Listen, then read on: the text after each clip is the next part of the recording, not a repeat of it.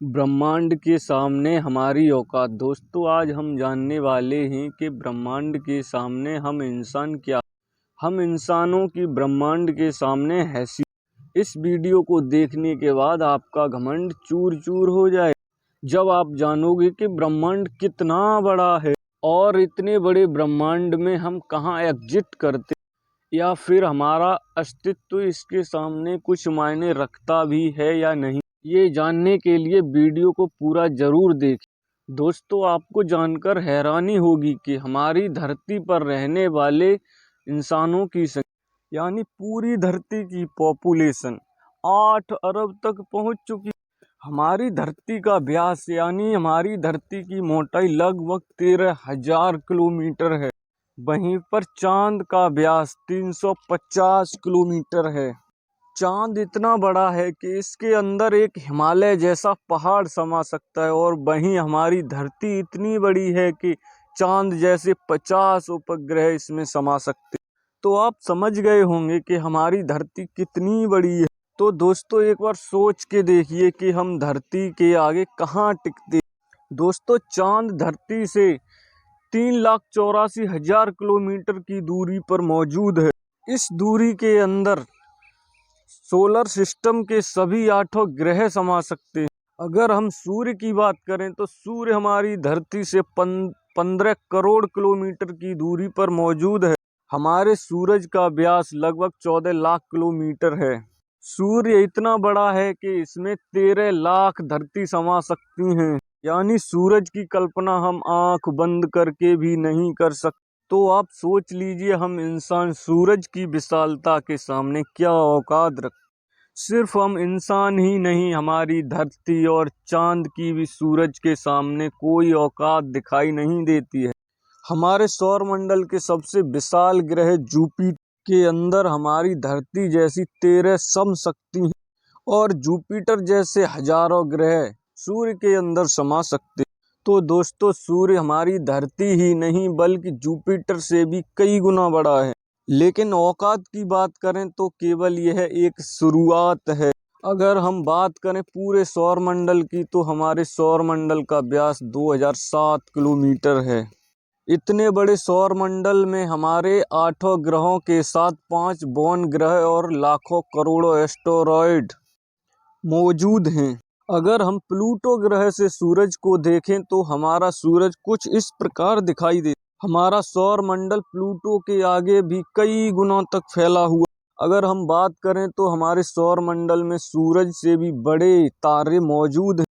अगर हम बात करें वेगा स्टार की तो वेगा स्टार का व्यास 38 लाख किलोमीटर है, जिसमें सूरज जैसे 20 ग्रह समा सकते हैं। इससे भी बड़ा तारा आर्कट्रस्ट जो 3 करोड़ 60 लाख किलोमीटर चौड़ा है।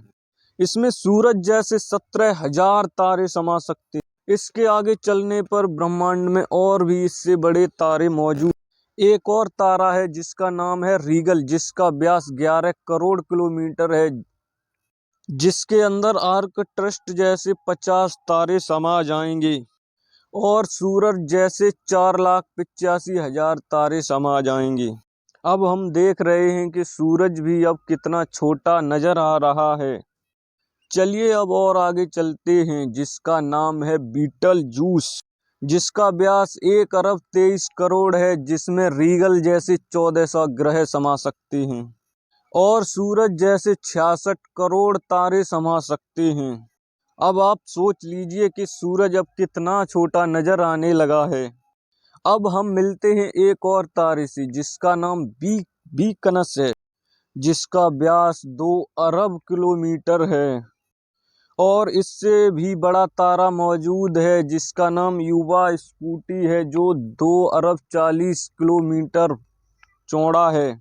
और अब हम बात करेंगे एक और बड़े तारे का जिसका नाम स्टीफन है, जिसका व्यास 3 अरब किलोमीटर है, जिसमें सूरज जैसे 9 अरब 82 लाख तारे समा सकते हैं। हमारे ब्रह्मांड में अब तक इससे बड़ा तारा नहीं मिला है, और इसके सामने सूरज जैसे बड़े तारे का भी अस्तित्व ना के बराबर नजर आता है। ऐसे में हम इंसान और हमारी धरती इसके आगे कुछ भी नहीं है। जरा सोचिए, इस तारे के अंदर हमारी पृथ्वी का अस्तित्व कुछ मायने रखता भी है या नहीं।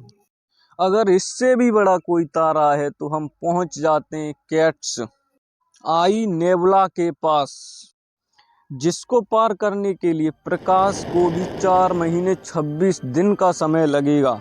यह ब्रह्मांड के सबसे बड़े तारे के मुकाबले कितना बड़ा है।